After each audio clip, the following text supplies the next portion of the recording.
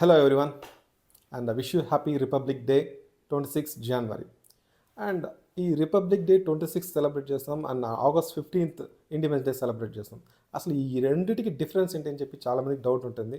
And school పిల్లలు చూసుకున్నారంటే flag hastening చేసామా, chocolates sweets తీసుకున్నామా, ఇంటికి వచ్చి ఎంజాయ్ చేసామా అని చెప్పి ఉంటారు. చాలామంది పిల్లలకు తెలియదు. అలాంటి వాళ్ళ కోసం సో ఈ వీడియోని డెడికేట్ చేస్తున్నాను. 1947 ఆగస్ట్ 15th రోజున మనకి బ్రిటిష్ వాళ్ళ దగ్గర నుంచి మనకి స్వాతంత్రం అయితే వచ్చింది.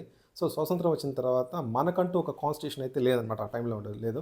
సో కొంతమంది లీడర్స్ అన్ని కలుసుకుని మనకంటూ ఒక కాన్స్టిట్యూషన్, మనకు ఒక రాజ్యాంగం ఉండాలని చెప్పేసి ప్లాన్ చేశారనమాట. దాంతోనే బిఆర్ అంబేద్కర్ అండ్ వాళ్ళ టీం అందరూ కలుసుకొని ఒక రాజ్యాంగం బుక్ అయితే రెడీ చేయడం జరిగింది.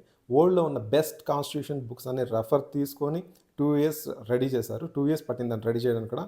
అండ్ దాన్ని మనం ఫాలో అయ్యింది ఎప్పుడు అంటే 1950 January 26th ఈ రిపబ్లిక్ డే అనమాట.